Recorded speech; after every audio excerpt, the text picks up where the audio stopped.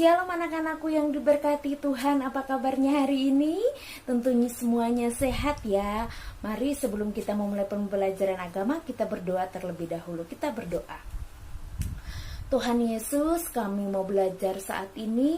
Berkatilah kami, pimpinlah kami, supaya kami bisa mengerti pelajaran atau materi yang akan disampaikan. Terima kasih Tuhan atas kebaikan-Mu. Di dalam nama Yesus kami berdoa. Haleluya. Amin.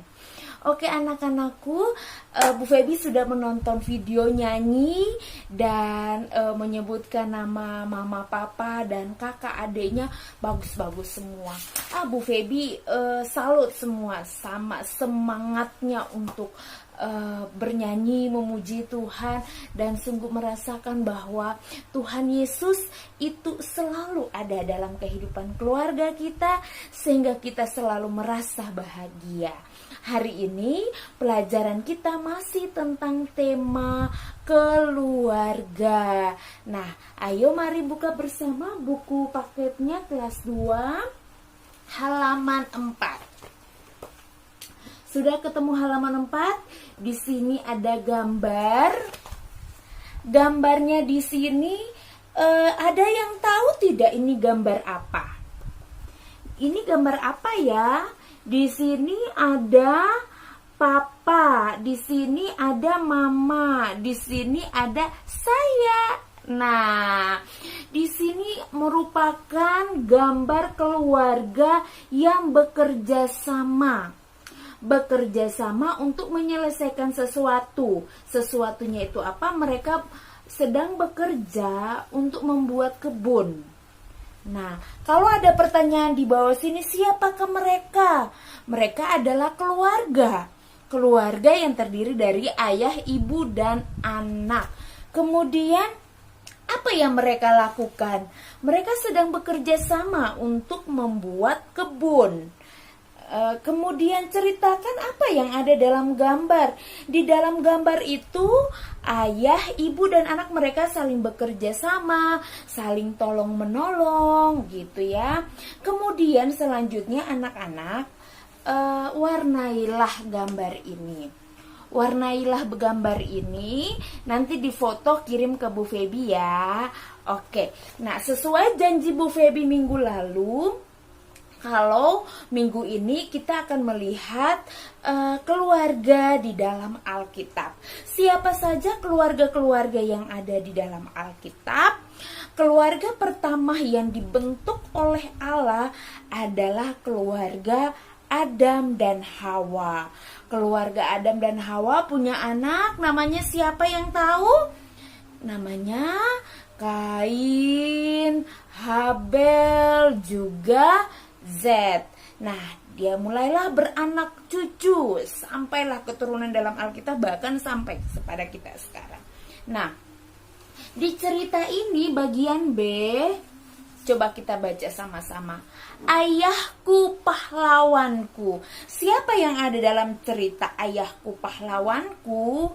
Cerita di sini tentang tokoh Alkitab, seorang anak yang bernama Ishak. Seorang anak yang bernama Ishak punya mama dan punya papa. Papanya bernama Abraham, namanya Bapak Abraham, dan mamanya nama Mama Sarah. Nah, si anak yang bernama Ishak ini dia selalu meneladani sikap ayahnya. Bagi dia ayahnya itu adalah seorang pahlawan karena ayahnya selalu menunjukkan contoh-contoh yang baik dalam kehidupannya. Ayahnya selalu berdoa dan selalu memberikan persembahan yang dia tahu bahwa persembahan itu untuk Tuhan.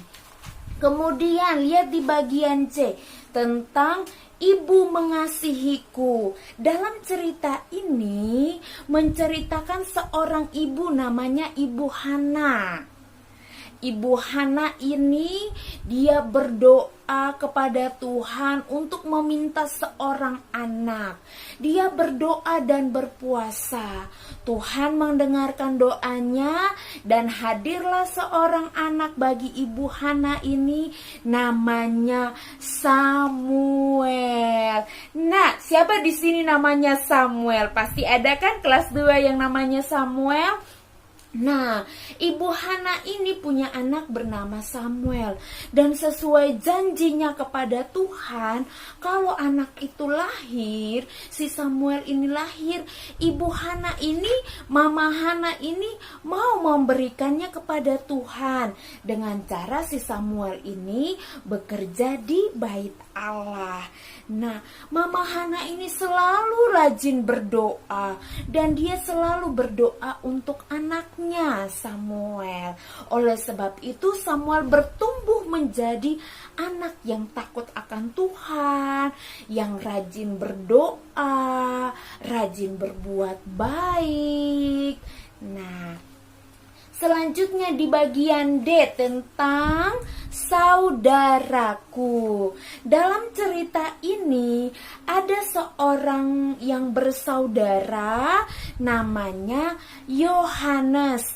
Yohanes ini punya saudara bernama Yakobus. Nah, bapaknya bernama Sebedeus dan ibunya bernama Ibu Salome.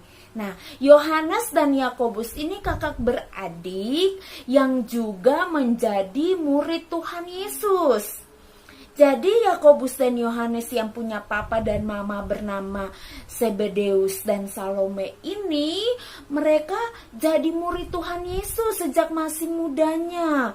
Mereka saling menyayangi. Siapa yang di sini punya saudara, kakak atau adik? Nah, tentu harus saling menyayangi. Kemudian ada juga cerita tentang yang namanya Marta, Maria, dan Lazarus. 3 orang bersaudara yang saling menyayangi. Ketika Lazarus jatuh sakit, Maria dan Marta ini kemudian mengirim pesan kepada Yesus supaya bisa menyembuhkan saudaranya.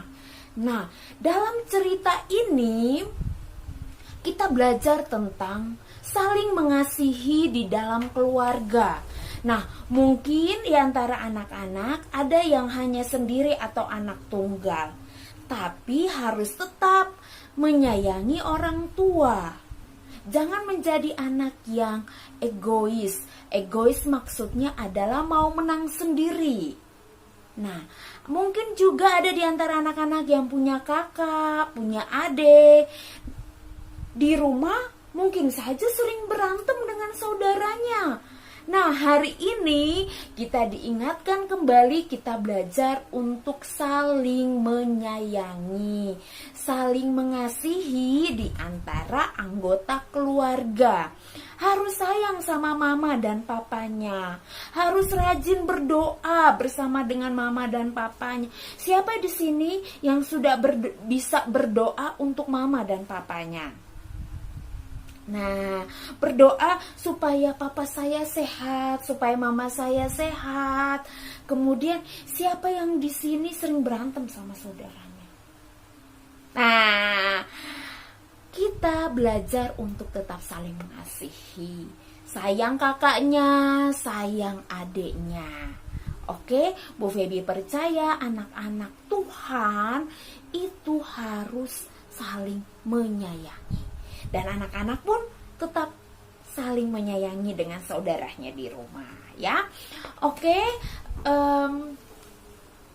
Tuhan Yesus selalu mengingatkan kita untuk tetap saling mengasihi.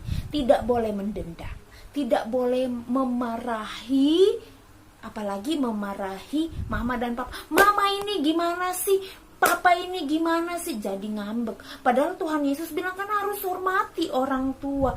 Sayang mama, sayang papa, sayang kakak, juga sayang adik. Ya, itulah materi kita hari ini.